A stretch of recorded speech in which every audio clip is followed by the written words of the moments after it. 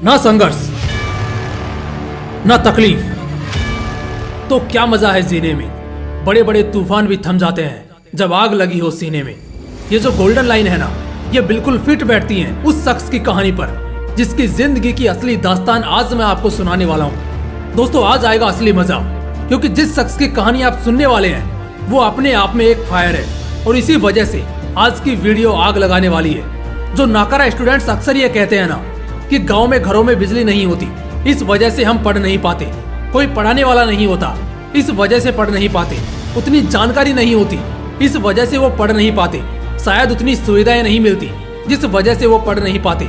ऐसे न जाने कितने ही बहाने हैं जिनके सहारे कुछ निकम्मे स्टूडेंट्स पढ़ाई लिखाई छोड़कर अपनी जवानी मौज मस्ती में बर्बाद करते हैं। इन सब में जो सबसे ज्यादा सुनने वाला बहाना है वो है कि पढ़ाई का खर्चा बहुत महंगा है, उतनी हमारी औकात नहीं है।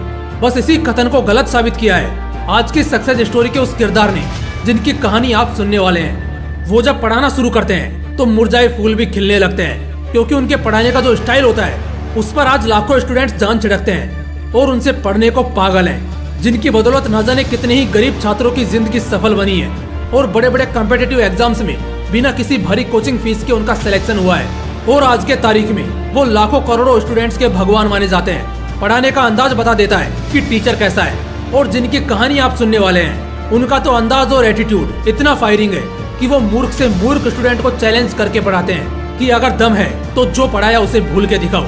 मैं बात कर रहा हूँ one and only the legendary in teaching, Khan sir की। तो दोस्तों, क्यों ना आज की इस वीडियो में आग लगाई जाए, क्योंकि खान सर की कहानी में वो सब कुछ है जो एक मिक्स मसालेदार मूवी बनाकर उसे ब्लॉकबस्टर कर दे। इस कहानी में गरीबी है, मवेशी इलाके में पलकर बड़ा होना है, पढ़ाई और पैसों के बीच पिसना है, बार बार ठोकरे खाकर गिरना है फिर संभल जाना है, कुछ बड़ा देखने की चाहत रखना है और उसे पाने की हर एक कोशिश करना है, जलने वालों से भिड़ना है, जेल जाना है, लगातार जान से मार डालने की धमकी मिलना है, 107 करोड़ जैसी भारी रकम को ठुकराकर अपने गरीब विद्यार्थियों के लिए दिन रात मेहनत करके पढ़ाना है और लाखों करोड़ों स्टूडेंट्स का मसीहा बनकर सामने आना है। दोस्तों, इस कहानी में वो सब कुछ है जिसे सुनने के बाद सोच भी बदलेगी और जोश भी बदलेगा। 11 दिसंबर 1992 को एक मिडिल क्लास फैमिली में जन्म होता है एक बड़े ही अद्भुत बच्चे का, जिन्हें आज हम खान सर के नाम से जानते हैं। इनके पिता आर्मी में थे और इनकी माताजी एक हाउसवाइफ थी। घर कोई रईसों वाला तो था नहीं, इसलिए हर गरीब और एक मिडिल क्लास पेरेंट्स की तरह उन्हें भी हमेशा पढ़ने के लिए बोला जाता। उनकी माँ से अक्सर उनकी खूब पिटाई होती, क्योंकि वो पढ़ाई में बेशक एक अच्छे छात्र थे, लेकिन बावजूद इसके वो पढ़ाई करते हुए बहुत कम नजर आते। कुछ स्टूडेंट्स ऐसे होते हैं ना जो एग्जाम से कुछ रातें पहले पढ़कर भी एग्जाम टॉप कर जाते हैं। हमारे खान सर भी उन्हीं में से एक थे। बचपन वैसे ही गुजरा जैसे ज्यादातर गरीब बच्चों का गुजरता है, दिन भर गाँव और खेतों में घूमना और शाम को घर आकर माँ की डांट और मार खाना। लेकिन खान सर बिना मकसद के कभी भी नहीं रहे। उनका विजन बचपन से क्लियर था। वो खेल कूद और शरारतों में जरूर आगे थे, लेकिन बचपन के बहुत कम उम्र में ही उन्होंने अपने जीवन का लक्ष्य सेट कर लिया था कि उन्हें एनडीए का एग्जाम क्लियर करके एक आर्मी ऑफिसर बनना है। यहाँ पर हमें खान सर से ये सीखने को मिलता है कि जीवन के शुरुआत में ही अपना लक्ष्य जरूर सेट कर लो। भले ही तुम दुनिया को भटके हुए लगो, लेकिन तुम अपने उस लक्ष्य को पाने की आस मन में जगाए रखो। खान सर कई इंटरव्यूज में अपनी शुरुआती पढ़ाई को लेकर कहते हैं कि 8th क्लास तक उनका पढ़ाई से बिल्कुल भी वास्ता नहीं था। वो बस नाम के लिए पढ़ते थे और बड़े कम नंबर लाते थे। लेकिन 9th क्लास में आने के बाद से उनको समझ आ गया कि बाकी सब मोह माया है। अगर आज पढ़ाई नहीं की तो कल कोई हाल चाल भी नहीं पूछेगा। बस इसी जिद के साथ उन्होंने उस छोटी सी एज में एनडीए की तैयारी करनी शुरू कर दी। जहां दूसरे लोग 10th पास आउट के बाद से एनडीए का सपना देखते हैं, मगर खान सर 9वीं क्लास से ही तैयारी में लग चुके थे। उन्होंने क्वालिफिकेशन भी कंप्लीट कर लिया था, मगर मेडिकल में वो बाहर हो गए। उनके दाएं हाथ का जॉइंट अनफिट था और अफसोस की बात यह थी कि वो कभी भी ठीक नहीं हो सकता था। यहाँ पर खान सर को बड़ा झटका लगता है, क्योंकि एक ऐसा ख्वाब जिसे आपने बहुत छोटी उम्र में देखा हो, उसके लिए खूब खून पसीने बहाए हो, मगर किस्मत में ग्रहण लगने की वजह से वो कभी पूरा ना हो पाए, तो जिंदगी से ही इंटरेस्ट हट जाता है। इसके बाद दोबारा किसी बड़े ख्वाब को पाने का सोचना तो दूर, इंसान ठीक से मैदान में उतर भी नहीं पाता। कुछ ऐसा ही हाल खान सर के साथ भी था। इससे उनका सपना जरूर टूटा, मगर हौसला नहीं। खैर, इसके बाद उन्होंने इलाहाबाद यूनिवर्सिटी से अपनी ग्रेजुएशन पूरी की और इसी बीच उनकी फाइनेंशियल कंडीशन बहुत ज्यादा बिगड़ गई। आप में से बहुत से लोगों को शायद मालूम नहीं होगा, लेकिन खान सर एक क्रांतिकारी सोशल एक्टिविस्ट हैं और इसी के चलते कॉलेज टाइम में वो 3 बार जेल भी जा चुके हैं। उन्हें समाज में हो रहे गलत कामों से सख्त नफरत है और इसी नफरत के कारण उन्होंने काफी लोगों की सोच को बदला है। उनके एक दोस्त के कहने पर उन्होंने एक लड़के को होम ट्यूशन देना चालू किया। उन्हें उस वक्त बिल्कुल भी पढ़ाने के बारे में आइडिया नहीं था और उस वक्त वो किसी भी रूप में एक टीचर नहीं लगते थे क्योंकि वो बहुत यंग थे। लेकिन उन्होंने उस बच्चे को होम ट्यूशन दिया और अब इसे किस्मत का दाव कहिए या खान सर की मेहनत कि वो बच्चा एक एवरेज स्टूडेंट से सीधा क्लास में टॉप कर गया, जिससे उसके पेरेंट्स भी बहुत खुश हुए। ठीक इसके बाद खान सर को एक कोचिंग क्लासेस ज्वाइन करने का सुझाव मिला, जहां वो पढ़ाने के लिए गई। वहीं से उनका टीचिंग करियर स्टार्ट हो गया। वहां पर उनके पढ़ाने का तरीका दूसरे टीचर से एकदम हटकर और सबसे यूनिक और एक्सीलेंट था। वो बच्चों को काफी डीप जाकर पढ़ाने लगे और इस वजह से उस कोचिंग क्लासेज का बिजनेस फेल हो गया। कोचिंग के ओनर ने खान सर को कहा कि आप इस फीस में इतना ज्यादा डीप क्यों पढ़ा रहे हैं। उस कोचिंग क्लासेज के ओनर को पैसा दिख रहा था, लेकिन खान सर को बच्चों का फ्यूचर। इसी वजह से उन्हें उस कोचिंग से हटा दिया गया और खान सर के हटते ही अगले 6 महीने में वो कोचिंग भी बंद हो गया। कुछ ऐसा जलवा था हमारे खान सर का। कहानी ने नया मोड़ तब लिया जब खान सर ने खुद का कोचिंग स्टार्ट करने का सोचा।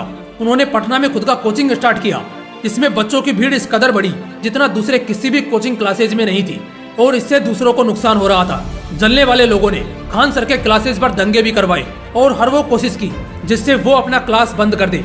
मगर खान सर इतने भाग्यशाली थे कि उनके स्टूडेंट्स ने उनका खूब सपोर्ट किया और उनके साथ कदम से कदम मिलाकर चलते रहे। जब एक बैच ऊपर बढ़ता तो दूसरा बैच नीचे क्लासेज की निगरानी करता। कुछ ऐसा जुनून था खान सर और उनके स्टूडेंट्स में। लेकिन इसी बीच कुदरत का नया कहर आया, कोरोना महामारी। इसके चलते अब चाहकर भी क्लासेज नहीं चलाई जा सकती थी क्योंकि इससे बच्चों और खान सर दोनों को नुकसान था।